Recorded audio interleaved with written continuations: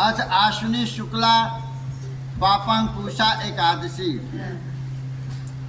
पुण्यात्मा युधिष्ठिर ने विनम्रता से पूछा। एक तो आदमी होता है कि पूछते हैं और एक विनम्र भाव से पूछते हैं, दोनों में अंतर होता है। तो युधिष्ठिर ने भगवान से विनम्र भाव से पूछे, विनम्रता से पूछा, महाराज मनुष्य को पाप कर्म से सदैव बचना चाहिए, परंतु यदि भूल हो जाए तो क्या करें? क्या कोई ऐसा भी व्रत है जो ऐसे मनुष्य की रक्षा करता है? श्री कृष्ण भगवान ने प्रसन्नता पूर्वक कहा, हे राजन, इस दृष्टि से पापांकुशा एकादशी का महत्व है, जो कि आश्विन महीना के शुक्ल पक्ष की एकादशी का वृतांत सुनाता हूँ। पापों का नाश करने वाली होने के कारण इस एकादशी का नाम पापांकुशा एकादशी है। इस दिन साधक को, व्रती को विधि पूर्वक भगवान पद्मनाभ विष्णु भगवान की पूजा करनी चाहिए। यह एकादशी मनुष्य को मनवांछित फल प्राप्त कराने वाली है। साधक को, साधक मतलब व्रती होता है, जो साधना करता है। तो साधना क्या है? व्रत करते हैं, उपवास करते हैं, वो एक साधना ही है, इसलिए साधक कहा गया है। साधक को बहुत दिनों तक कठोर तपस्या करने से जो फल मिलता है, वह व्रत के दिन पूजन करने से, भगवान विष्णु को श्रद्धा और विश्वास से नमस्कार करने से प्राप्त हो जाता है। जो व्यक्ति अज्ञानवश पाप करते हैं परंतु श्री हरि से अपने अपराधों की क्षमा मांगते हुए उन्हें नमस्कार करते हैं, वे नरक में नहीं जाते हैं।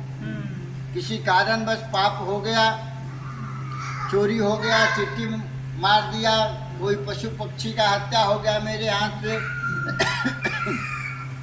यह पाप होता है। किसी के दिल दुखा दिया तो क्या करें? पाप तो हो गया, वो लौट कर आएगा नहीं, लेकिन उसके पराचित होता है कि श्री हरि विष्णु भगवान से क्षमा मांगे।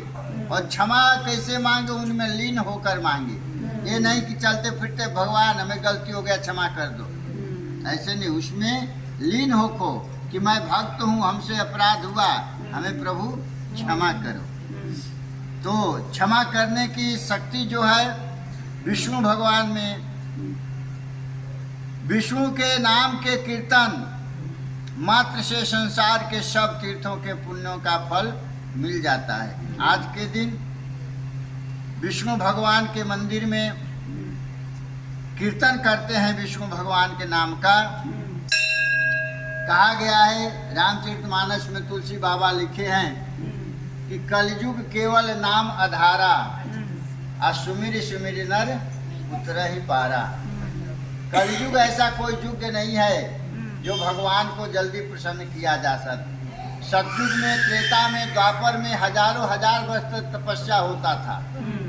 अब इसमें तो तपस्या करने की जरूरत नहीं है, केवल नाम ही लेने से। कलयुग केवल नाम आधारा। तो कह रहे हैं कि नाम क्या है? भगवान के कीर्तन करो, भजन करो, यही नाम है शुद्ध मन से। जो व्यक्ति सारंग पाणी भगवान विष्णु की शरण में जाते हैं, उनको यम यातना नहीं भोगनी पड़ती है। जो अज्ञानी विष्णु एवं वैष्णव, मतलब जो अज्ञानी, जिसको ज्ञान नहीं है और जिसको ज्ञान है, अज्ञानी को कह रहे हैं कि जो अज्ञानी विष्णु एवं वैष्णव भक्त, मतलब विष्णु और विष्णु के पुजारी, विष्णु एवं वैष्णव शिव और शिव भक्तों की निंदा करते हैं, वे अवश्य नरक में जाते हैं। अतः भक्तों को विष्णु एवं शिव को अलग न मान सदैव सम्मान करना चाहिए। संसार में सभी भक्तों के लिए एकादशी के बराबर कोई पुण्य नहीं, इसके समान पवित्र तीनों लोकों में कुछ भी नहीं है। इस पापों पर अंकुश रखने वाली एकादशी जैसा पुण्यदायी कोई व्रत नहीं है। जैसे कहा गया है कि गंगा, गया, काशी, कुरुक्षेत्र और पुष्कर में दान दिए या स्नान करने से जो फल प्राप्त होता है वह विष्णु भगवान के नाम लेने से प्राप्त हो जाता है।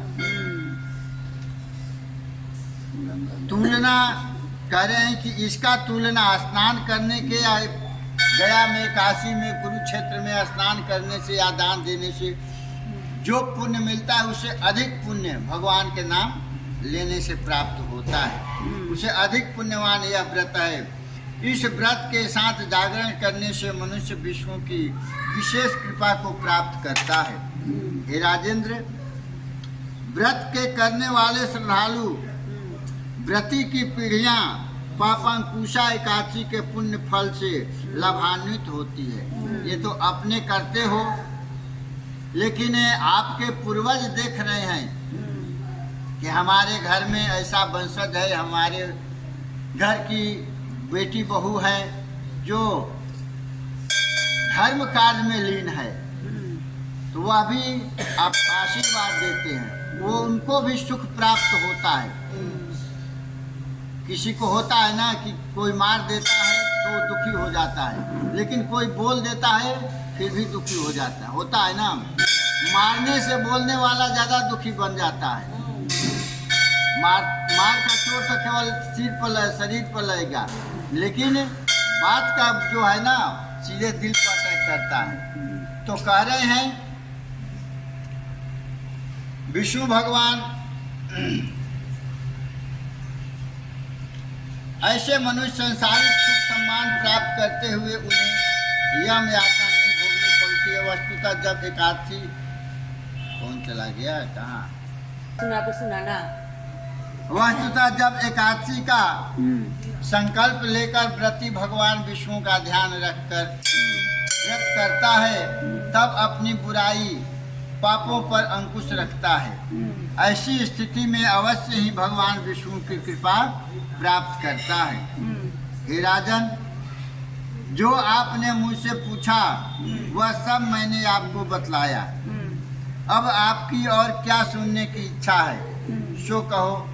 धर्मराज युधिष्ठिर ने कहा, हे जोगीश्वर, मनुष्य पापों से कैसे बचे, क्या उपाय करे कि पाप न हो पाए।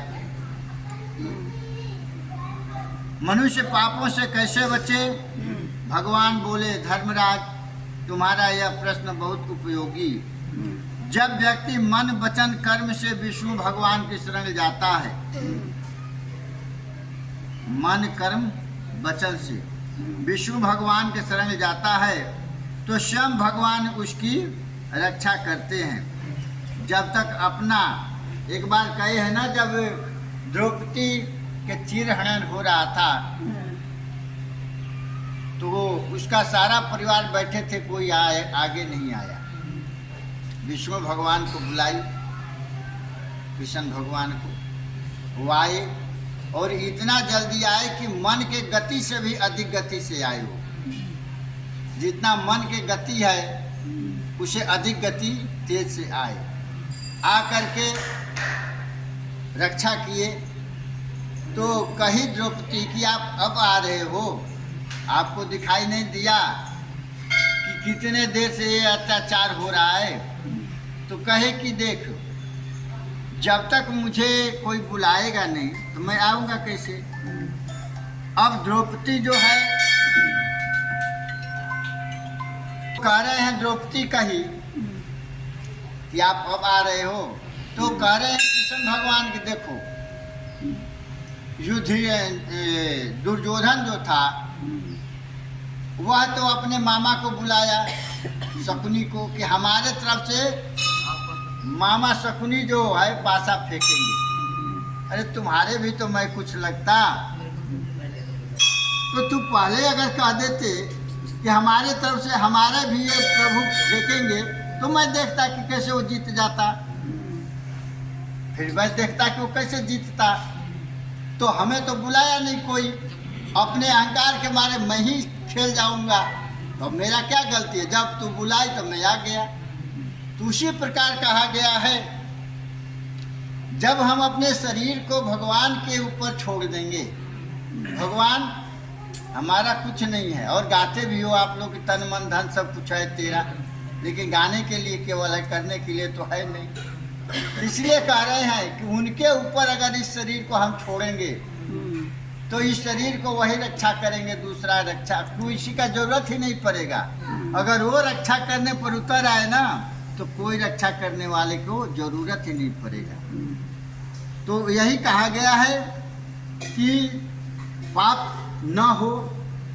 हे प्रभु, इस शरीर को तन से मन से मैं आपको सौंप रही हूँ और आप इसको रक्षा करना, तो पाप कभी होने ना पाएगा जब वो रखवाले हो जाएंगे।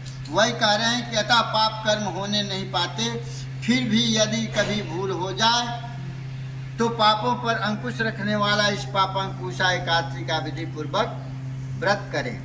पापों से बचने का दृढ़ संकल्प ही व्यक्ति को पवित्र रखता है।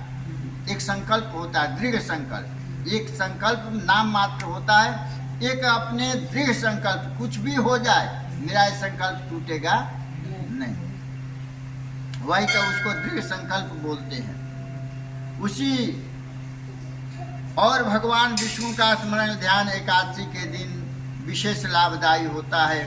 बोलो वृंदावन बिहारी हरि लाल की जय।